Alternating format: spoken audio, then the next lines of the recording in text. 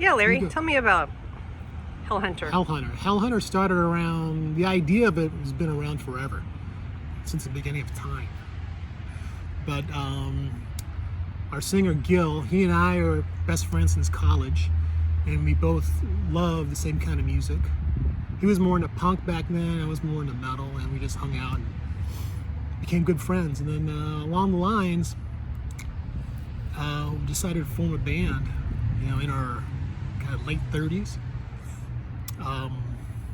We all got back into the scene and decided to form a band, and we did so. I think we had our first show in 2007 with our first drummer, Lou, rest in peace.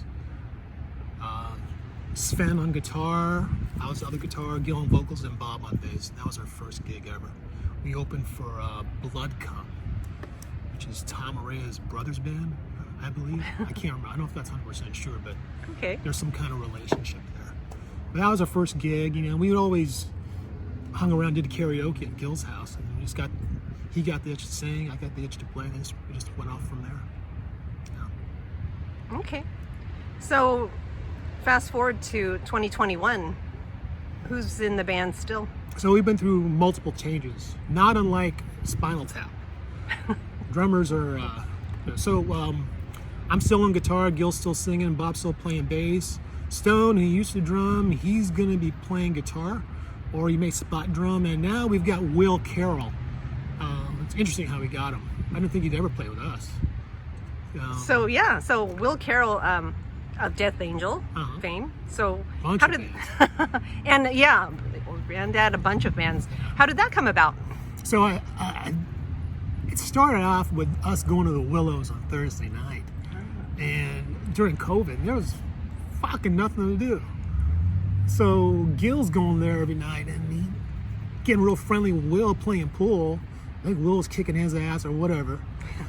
And then I guess it's, hey, we should jam sometime, a little small talk. And then it just grew from there. And next thing you know, we're rehearsing together, and it fits like a glove. It's kind of nice having somebody of that stature playing with us. But the music comes across a little heavier now. The guy's not afraid to hit a snare, that's for sure.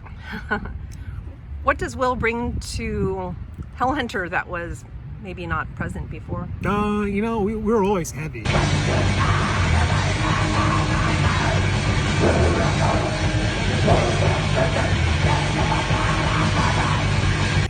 Now it's heavier. Okay.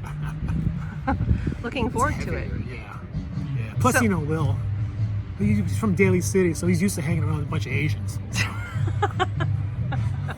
That is true. So, you have a show coming up. Tell us about the second Tom Hunting benefit, I believe. Yeah, so actually, I don't want to say it was my idea, but I got the itch to do it because, Tom, he's going through the same thing I went through 4 years ago. And it is not cheap what he's going through. So ran the idea by, and then, of course, it all happened up in Sacramento, and then Will and Mike decided to put one together, and now we're playing it. It's us, Hellfire, and Molten, which is going to be a really cool gig. Okay, that sounds great. I believe it's next weekend. Yeah, the 18th at the Parkside. Right. The Parkside. You must be vaccinated. Okay, you must be vaccinated. Bring your card or QR code. Bring whatever you need to bring to get in the door. Okay. Because you will be turned away, unfortunately, regardless of your political beliefs. But we don't want it to be political. It's a night to help out Tom. And if you can't go to the show, try and help him out. There's some links on the page to help him pay for some of this treatment. Because I went through the same things that he's about to go through, and it is no fun. It's going to be tough. And I went through it 4 years ago, and God bless him. God bless him. So Larry, you said you went through something like this. Yeah. So tell me what happened. So back in 2017, this is kind of an interesting story. Then in 2016, I got served with divorce papers, and that was no fun. Also, towards the end of 2016, we get asked to open for Udo at Slim's, and that was like one of our biggest gigs. And I was really surprised and really thankful that they asked us. So that was kind of a nervous wreck around that whole time, going through a lot of stress. So what happened was that we ended up playing the gig, and normally during the gig, after we play, I'll have a drinks with the audience and we'll have a good time. And but for some reason I was real dizzy. I didn't feel too good.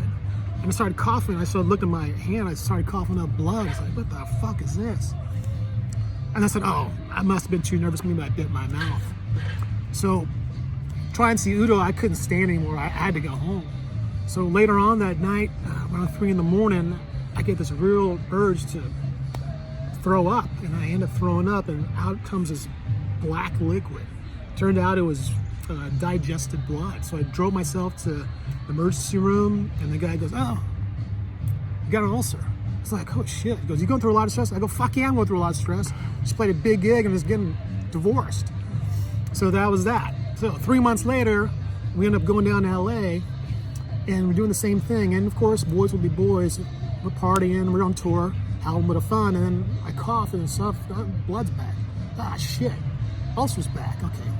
So I go back to the Bay Area the next day, I take myself to the emergency room.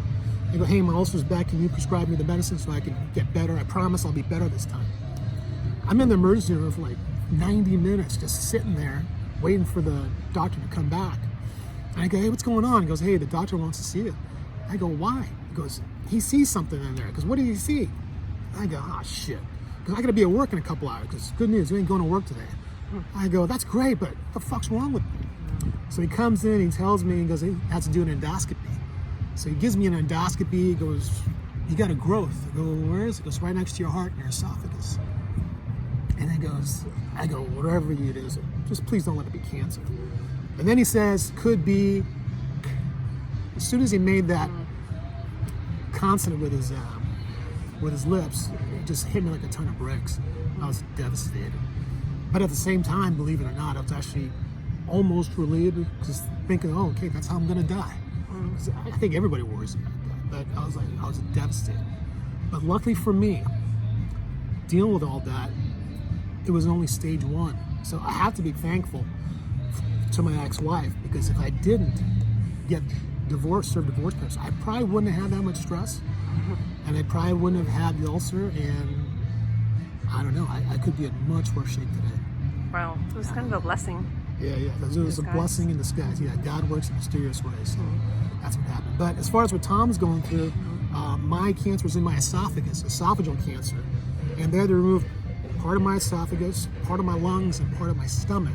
So people who known me back in the day, I was a much bigger guy. I was 235 pounds. Now I'm a $155. I'm trying to gain weight, but I'm still slowly getting back. But the good news is I'm cancer-free as of today. It's wonderful. It's wonderful news. So Larry, tell me a little bit more about your band, I guess. Yeah, so we already talked about Hellhunter, how it came to be, but yes. We write originals. I was always inspired by Bay Area thrash, primarily like old Exodus. I love old Assassin. I love that. Old Mordred. Like primarily the San Francisco bands. And that's kind of the flavor I was looking for.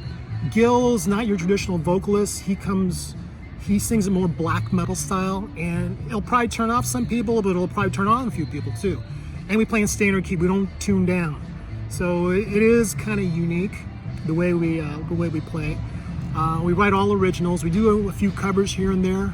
We're not the most talented band in the world, but we could be one of the heaviest. Because what we make up for in town, we make up in heavy. Yeah. Now Will's in there.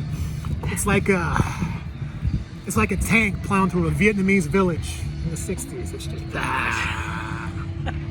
and Will's great because he was actually, we played in Quintannica for a gig. We did the tribute to Lemmy and David Bowie.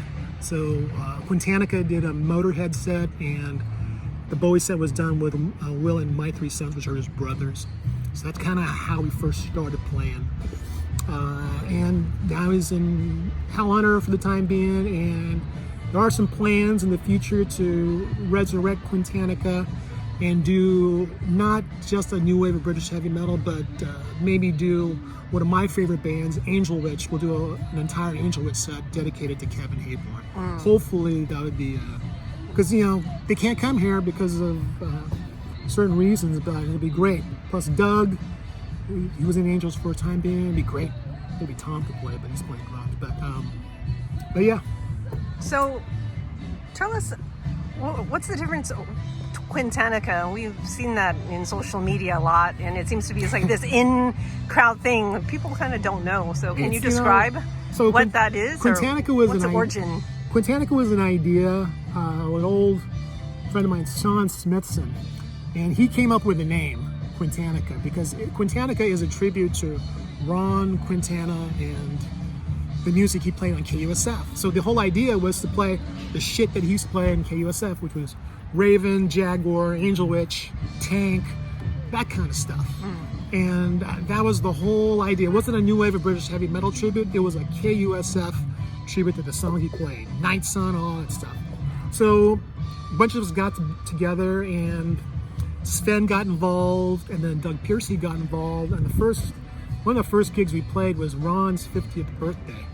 And it was me, John Torres, rest in peace, Sven, Doug, and we had Sam Adato on drums. That was kind of our first gig. Interesting enough, Hellfire opened that gig. There's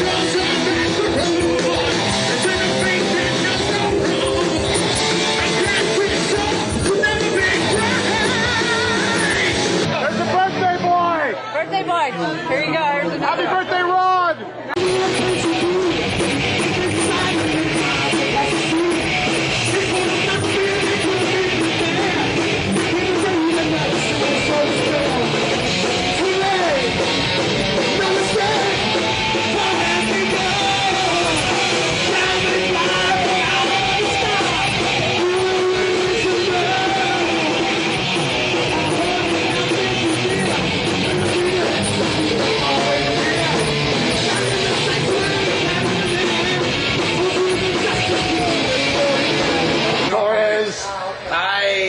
Doug Piercy. Yeah, so who put Quintana together? Whose idea was it? I guess Sven's. Yeah. Yeah, we're just hired guns. Yeah, hired metal guns. Yeah, Did you guys hired guns. Did you help with the selection of the songs? Yes. Yeah. What were some of the songs you chose that were with the Melt the Ice Away, Full Moon's Eyes.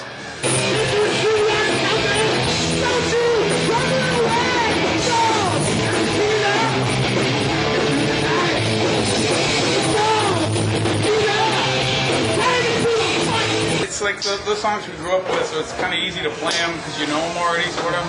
Even though half of them we never actually played in our lives. But 20,000 Feet's a pretty staple, easy one, you know. Yeah. Show it. I was hearing Swords and Tequila, man. I could never play something like that in my life.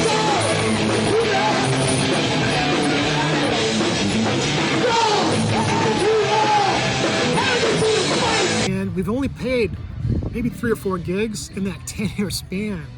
But it's kind of like, it's not really an all-star thing, but it's more of an idea, and the kind of stuff we play isn't the kind of stuff everyone knows, but the people who are really into it know it. So it's like, fuck yeah, they're gonna play this old shit, fucking Legend and Trespass. And that's what I want to play, and not that popular stuff.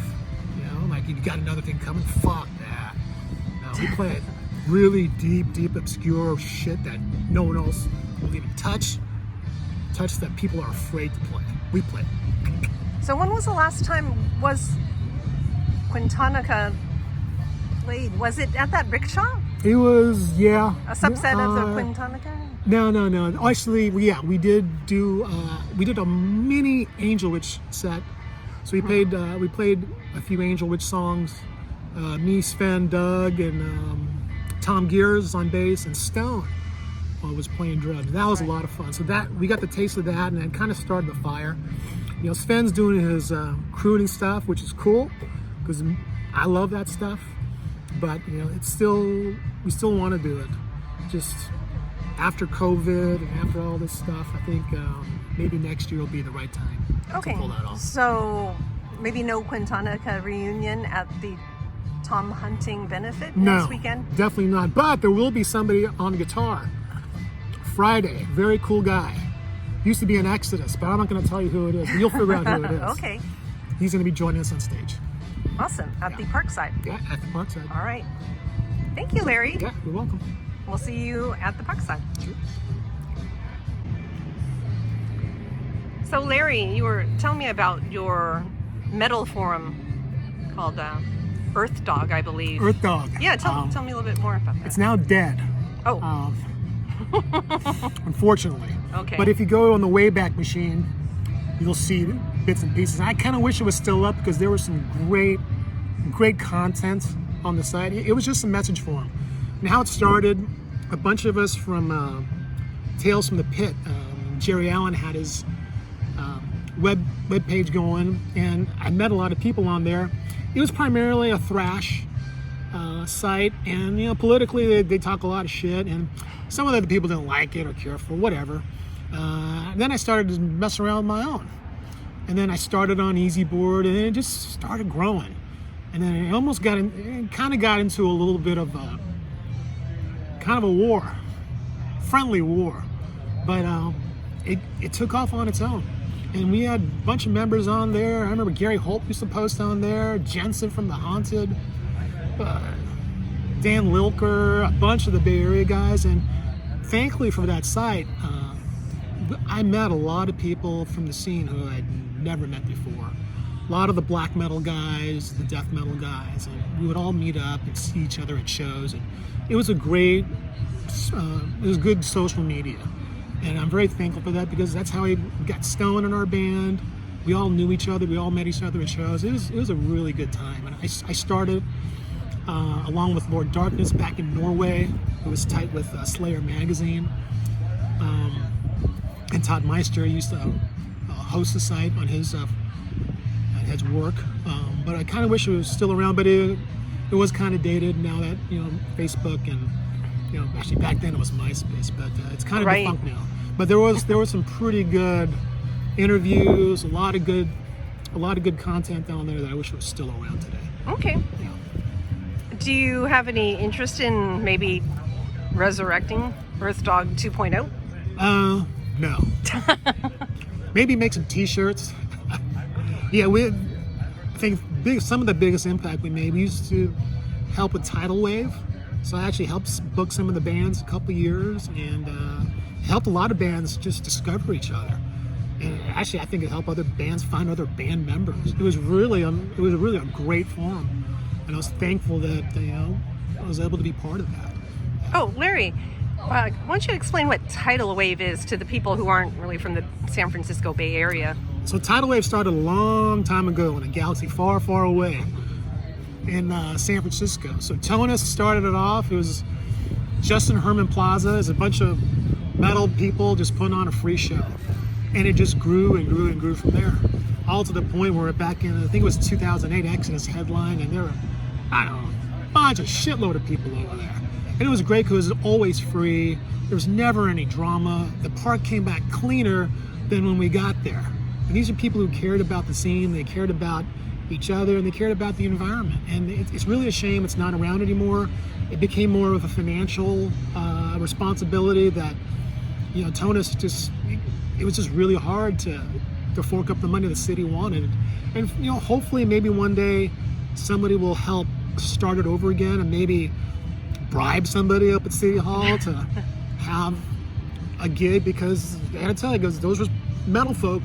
They took care of the land. Not like, nothing against the Grateful Dead folk, but that park looks like complete shit after they get done with Jerry Day.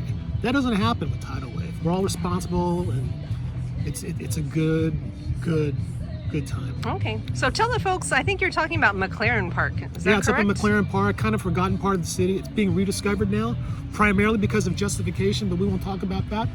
The amphitheater is still up and running. A good friend of mine, Chuck Ferrugia, is kind of helped bringing that park back, and it's becoming more and more of a focal point in the city, since now that part of the city is now growing and becoming more and more financially looked upon. So hopefully someday in the future, besides Jerry Day, we'll have more shows there. All right.